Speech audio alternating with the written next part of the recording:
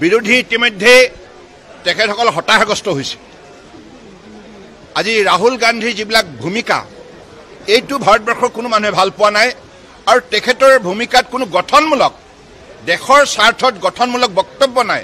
কেৱল তেখেতৰ বক্তব্যত হতাশাগ্ৰস্ত কাৰণ কংগ্ৰেছে 55 বছৰ কাল ৰাজত্ব কৰাৰ পাছতো তেখেতসকলে ভাৰতবৰ্ষত কোনো ধৰণৰ পৰিৱৰ্তন আনিব নোৱাৰিলে।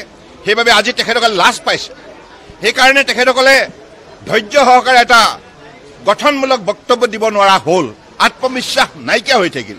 সেইকাৰণে আজি তাৰিখত তেখেতসকলে এটা সংসদৰ মজিয়াত অস্থিৰতা সৃষ্টি কৰাৰ বাবে অত্যন্ত ঘৃণনীয় কিছুমান পদক্ষেপ গ্ৰহণ কৰিছে, যিটো কথা ভাৰতবৰ্ষৰ কোনো ব্যক্তিয়ে ভাল পোৱা নাই আৰু সকলোৱে একেমুখে তেখেতসকলক এই ক্ষেত্ৰত গৰিহণা দিছে। আৰু আমি ভাবোঁ কংগ্ৰেছ আৰু নিশেষ হ'বলৈ বেছি দিন নাই, কাৰণ তেখেতসকলৰ এনেধৰণৰ নেতিবাচক দৃষ্টিভংগীয়ে ইতিমধ্যে উঠি অহা প্ৰজন্মক যথেষ্ট হতাশাগ্ৰস্ত কৰি তুলিছে।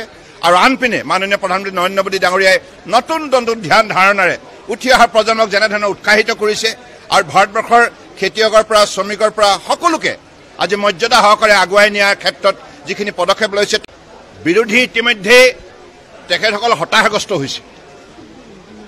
আজি ৰাহুল গান্ধীৰ যিবিলাক ভূমিকা এইটো ভাৰতবৰ্ষৰ কোনো মানুহে ভাল পোৱা নাই আৰু তেখেতৰ ভূমিকাত কোনো গঠনমূলক দেশৰ স্বাৰ্থত গঠনমূলক বক্তব্য নাই।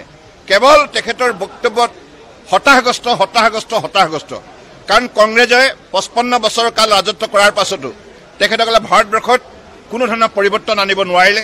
সেইবাবে আজি তেখেতসকলে লাজ পাইছে। সেইকাৰণে তেখেতসকলে ধৈৰ্য সহকাৰে এটা গঠনমূলক বক্তব্য দিব নোৱাৰা হ'ল, আত্মবিশ্বাস নাইকিয়া হৈ থাকিল। সেইকাৰণে আজি তাৰিখত তেখেতসকলে এটা সংসদৰ মজিয়াত অস্থিৰতা সৃষ্টি কৰাৰ বাবে অত্যন্ত ঘৃণনীয় কিছুমান পদক্ষেপ গ্ৰহণ কৰিছে, যিটো কথা ভাৰতবৰ্ষৰ কোনো ব্যক্তিয়ে ভাল পোৱা নাই আৰু সকলোৱে একেমুখে তেখেতসকলক এই ক্ষেত্ৰত গৰিহণা দিছে। আৰু আমি ভাবোঁ কংগ্ৰেছ আৰু নিশেষ হ'বলৈ বেছি দিন নাই, কাৰণ তেখেতসকলৰ এনেধৰণৰ নেতিবাচক দৃষ্টিভংগীয়ে ইতিমধ্যে উঠি অহা প্ৰজন্মক যথেষ্ট হতাশাগ্ৰস্ত কৰি তুলিছে। আৰু আনপিনে মাননীয় প্ৰধানমন্ত্ৰী নৰেন্দ্ৰ মোদী ডাঙৰীয়াই নতুন ধ্যান ধাৰণাৰে উঠি অহা প্ৰজন্মক যেনেধৰণে উৎসাহিত কৰিছে আৰু ভাৰতবৰ্ষৰ খেতিয়কৰ পৰা শ্ৰমিকৰ পৰা সকলোকে আজি মৰ্যাদা সহকাৰে আগুৱাই নিয়াৰ ক্ষেত্ৰত যিখিনি পদক্ষেপ লৈছে